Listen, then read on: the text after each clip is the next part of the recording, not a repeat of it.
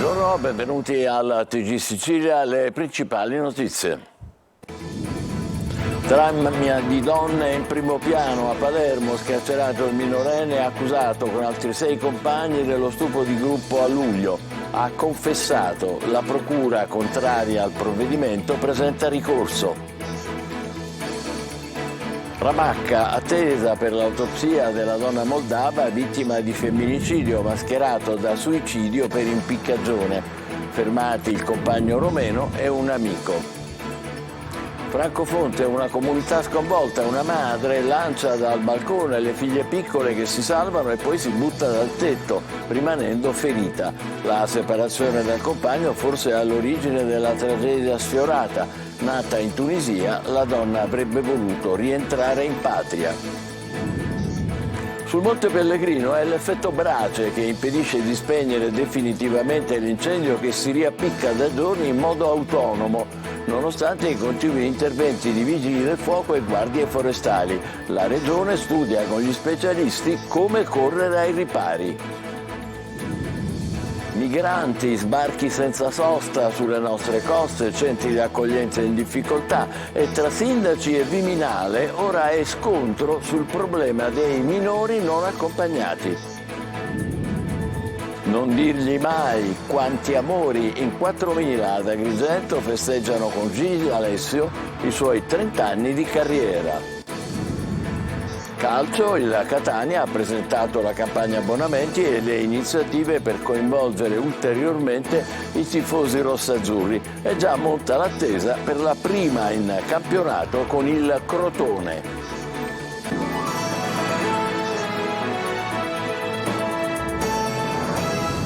Bentrovati, la violenza di gruppo a Palermo. Il minorenne ha confessato e il GIP lo ha scarcerato. Si oppone però il pubblico ministero, fatti troppo gravi per uscire dal carcere. Marco Gullà.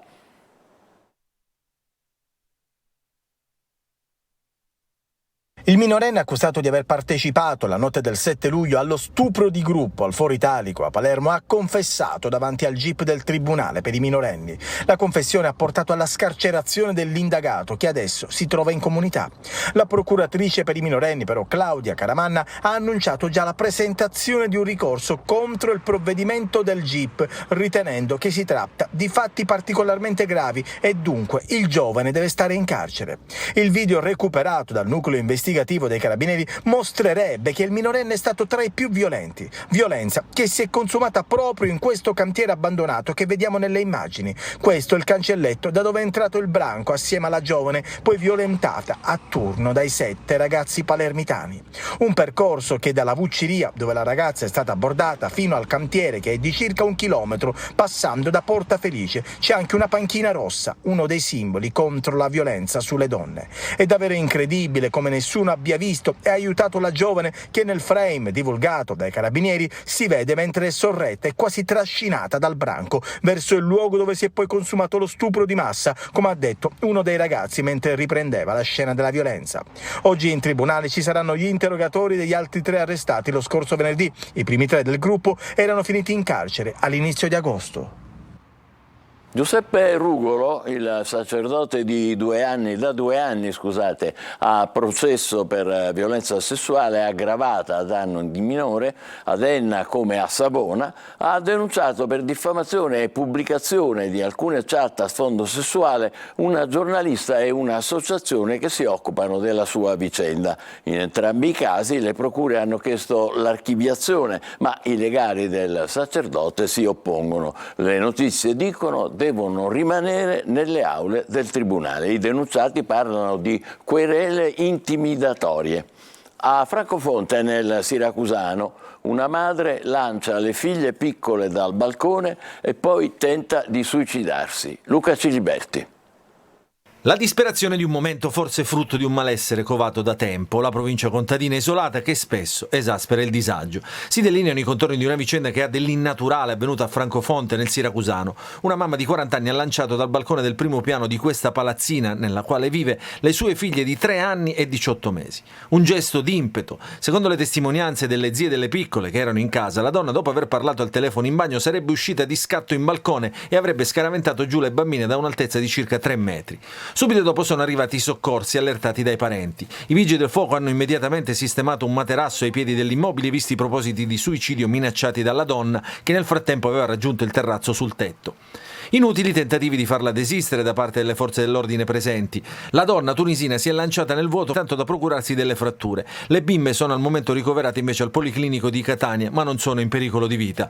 La mamma è ricoverata all'ospedale di Lentini. La donna voleva separarsi dal marito, un 45enne di Francofonte che da giorni, come testimonia l'avvocato dell'uomo, si era trasferito a casa di sua madre per evitare di esasperare il clima già teso in casa. Sembra che la moglie volesse tornare in Tunisia portando con lei le bambine. La signora era in casa con le due bambine, Dalila e Elisa, e due signore, due zie, alle quali comunque, che sono zie del signor Magnano, ma alle quali la stessa era particolarmente affezionata, proprio perché i parenti avevano paura di lasciarla da sola. Il gesto non si è consumato al culmine di un litigio, proprio perché il marito non si trovava qua, ma in un momento in cui sembrava che tutto fosse rientrato. Sul caso indagano i carabinieri che stanno interrogando parenti e amici in cerca di ulteriori elementi utili a chiarire la vicenda e che stamattina hanno sentito la donna in ospedale. Non risulta al momento alcuna denuncia per maltrattamenti. A Ramacca, lo dicevamo nei titoli, è attesa l'autopsia sulla morte di una giovane moldava trovata impiccata ieri. Per gli investigatori si tratta di femminicidio mascherato da impiccagione e non di suicidio. Da Ramacca l'inviato Natale Bruno. Un'anomala impiccagione, il corpo con un cappio al collo che penzola ma striscia per terra, una vistosa escoriazione alla testa e altre contusioni sul corpo. Ecco perché gli investigatori sono convinti che la morte della giovane moldava 25enne Vera Schiopu sia una malriuscita messa in scena con i due romeni fermati con l'accusa di omicidio. Il retroscena dell'ultimo femminicidio di Sicilia, simulato in suicidio, passeranno dall'autopsia sul corpo senza vita della moldava, trovata impiccata sabato dai carabinieri chiamati dall'amico del presunto fidanzato della ragazza. Il corpo senza vita di Vera Schiopu è stato ritrovato all'interno di questo casolare, un casolare abbandonato, probabilmente utilizzato per le irrigazioni dei campi, stava qua dentro in questo locale quando i carabinieri sono arrivati chiamati dall'amico del fidanzato della ragazza trovata senza vita. La procura di Caltagirone nelle prossime ore affiderà l'autopsia al medico legale. Già decisa la TAC e un esame per accertare il tasso alcolemico sul corpo senza vita di Vera Schiopu. Servirà a comprendere se la ragazza sia stata picchiata prima di finire con la corda al collo nel casolare abbandonato. La ragazza moldava, Vera Schiopu, abitava assieme ai due romeni. In questo secondo capannone che vedete alle mie spalle, dove ci sono anche dei cani, dove ci sono dei giacigli per gli animali domestici e dove probabilmente hanno vissuto per diverso tempo.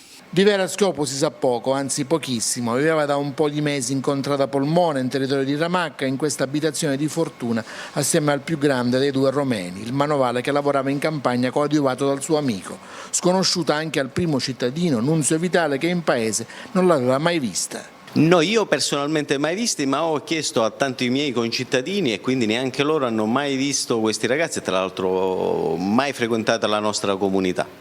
In paese a Ramacca oggi non si parla d'altro, la moldava e i romeni, secondo le testimonianze di molti del paese, non lo frequentavano. Sta ragazza io l'ho visto in un periodo 2 volte. Era fidanzata con uno? Sì, erano fidanzate con questo caroso che stava gioco.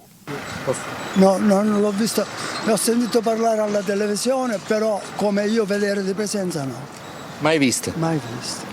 Sul fronte delle indagini, la procura di Caltagirone, il capo facente le funzioni Alberto Santisi e il sostituto Alessandro Di Fede depositeranno la richiesta di convalida al GIP. I due romeni in carcere sono stati raggiunti dal loro legale, l'avvocato Alessandro Lapertosa, che seguirà l'iter giudiziario. È stato lui a rivelare che la moglie di uno dei due romeni fermati gli avrebbe riferito che la moldava in passato aveva tentato il suicidio. Insolito intervento di salvataggio notturno del Soccorso Alpino di Palermo nella riserva naturale dello Zingaro, nel Trapanese, per portare in salvo una comitiva di escursionisti pugliesi assediati da un branco di cinghiali.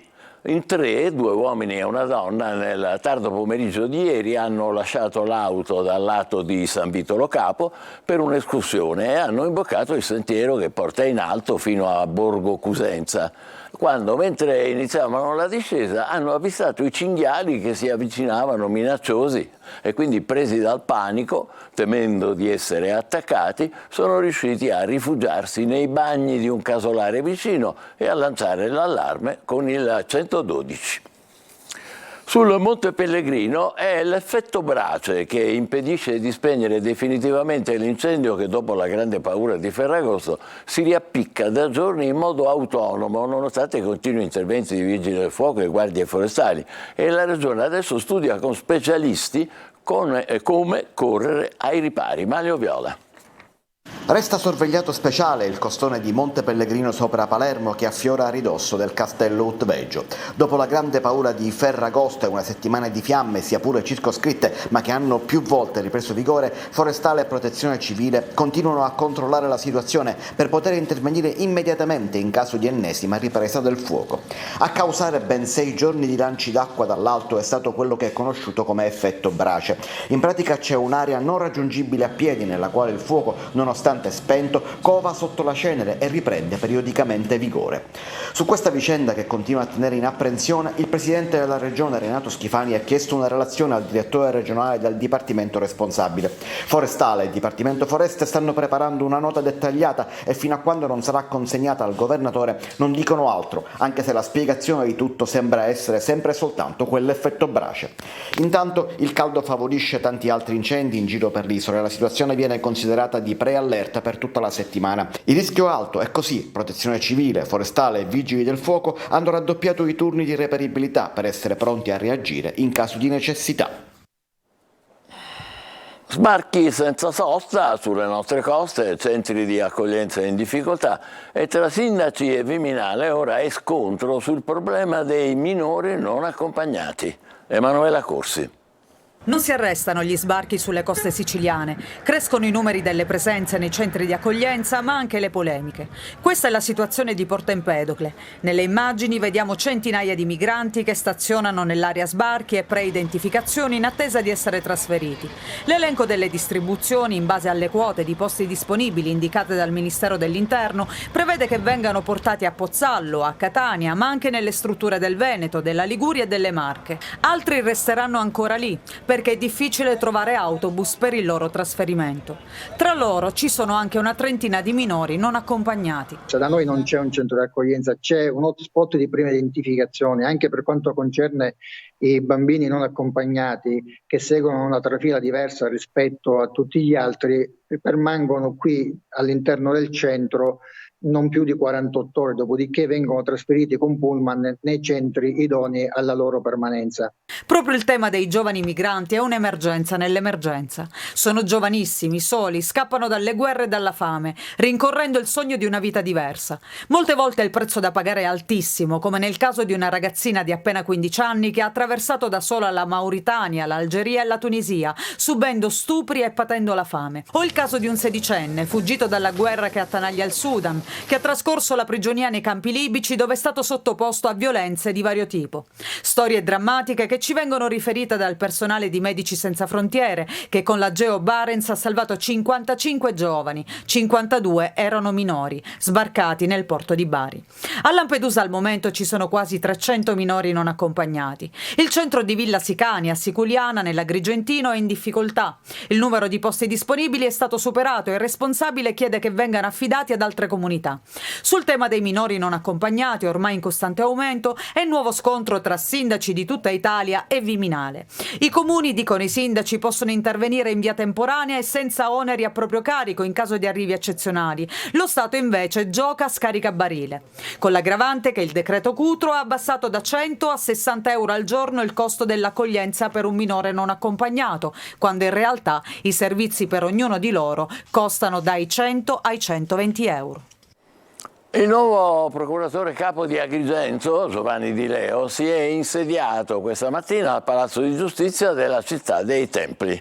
Di Leo è in magistratura dall'89 e prende il posto di Luigi Patronaggio. nominato un anno e mezzo fa procuratore generale a Cagliari.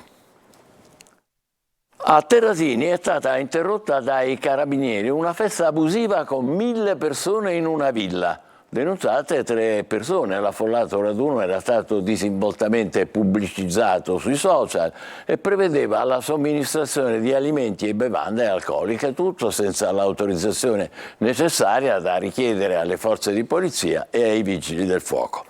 Al Teatro Valle dei Templi di Agrigento tanta folla e gran successo per il concerto di Gigi D'Alessio con il Dove c'è il sole tour.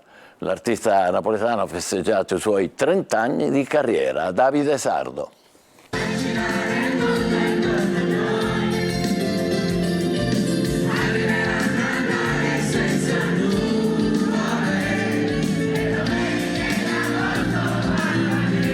Sold out per l'attesissimo concerto di Gigi D'Alessio al Teatro della Valle dei Templi ad Agrigento. Oltre 4.000 persone hanno atteso con trepidazione l'artista partenopeo che è riuscito ad animare e infiammare con le sue melodie l'intera platea.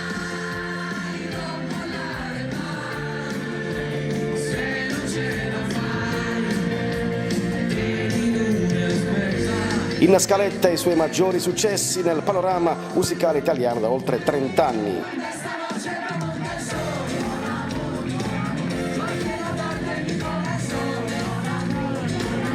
L'estate in musica di Gigi D'Alessio prosegue senza sosta. La tournée Dove c'è il sole tour sta riscuotendo ampi consensi. Da nord a sud, isole comprese, la musica di Gigi D'Alessio regala forti emozioni ad un pubblico senza età.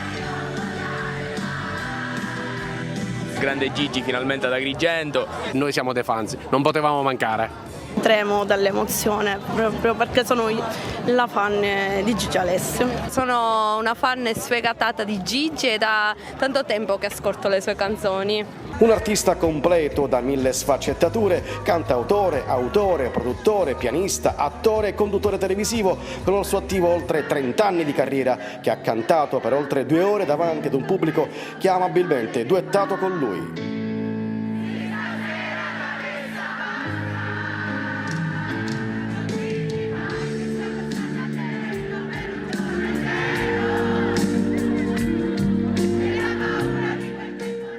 Facciamo una breve pausa, tra poco per il calcio, la presentazione della campagna di abbonamento della Catania. State con noi.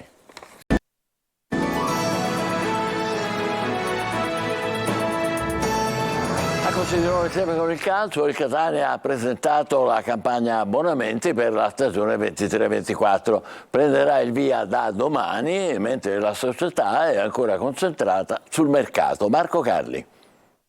Figli del Vulcano, si chiama così la campagna abbonamenti del Catania per la stagione del ritorno fra i professionisti. Prende il via da martedì alle ore 9, a 10 giorni dal primo appuntamento al Massimino col Crotone.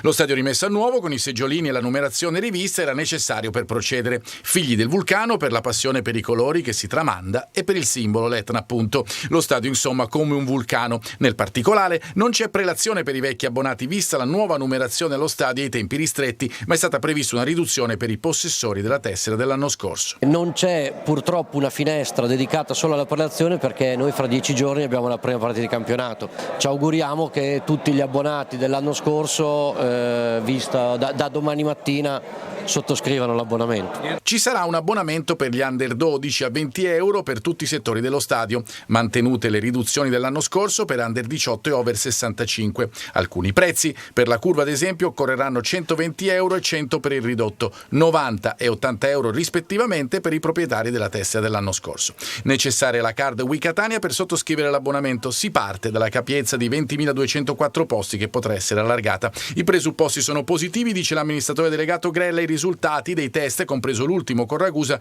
dicono che il lavoro da fare c'è, ma Grella pensa all'obiettivo del 1 settembre. Lì bisogna farsi trovare pronti, così come il Catania resta vigile sul mercato per altri eventuali innesti, oltre a Di Carmine e Quaini. Ci poteva stare anche un altro centrocampista con caratteristiche un po' diverse di quelli che abbiamo oggi a disposizione, forse un'altra punta sempre con caratteristiche un po' diverse per dare più, diciamo, scelte, opzioni al mister.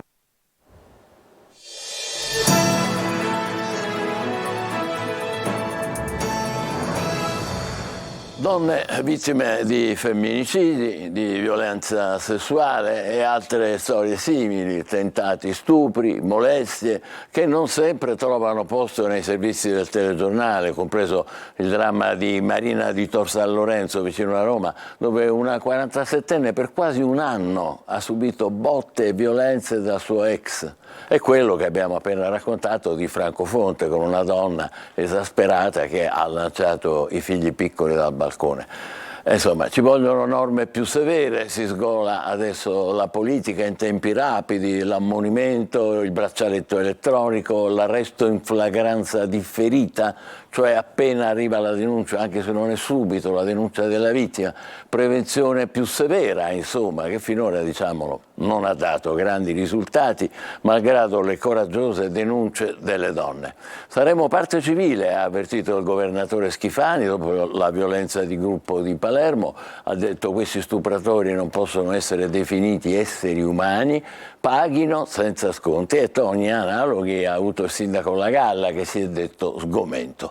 Resta il problema di fondo che chiama in causa gli uomini che uccidono perché non reggono la separazione, che ubriacano le donne e poi le stuprano perché non sanno avere un rapporto di desiderio sano, paritario, che molestano e palpeggiano perché non sanno come fare avance e insieme rispettare. Quando le sentenze non li giustificano con attenuanti e clemenze varie, rimane lo sconcerto, il disgusto. Castrazione chimica, torna puntuale la minaccia. E se invece ci impegnassimo tutti in un percorso forse più faticoso ma più efficace, con l'obiettivo di ricominciare tutto da capo, già da bambini, in famiglia, a scuola, nella comunicazione. Una rivoluzione culturale che deve coinvolgere le agenzie educative in primo luogo, certo, ma anche la televisione in tutti i suoi programmi, compresi i suoi messaggi e i suoi cliché più o meno espliciti, finalmente da allontanare. E naturalmente la rete, cui non possiamo più assegnare il compito di babysitter telematica per tirarci fuori da obblighi e insegnamenti, quando invece è necessario più che mai tornare a fare i genitori, senza travestirci da amici o da fratelli maggiori, insegnando che il sesso non è né una moda né un gioco perverso, tantomeno una sfida. Ci fermiamo qui, TG Sicilia torna alle 20, grazie e buon pomeriggio.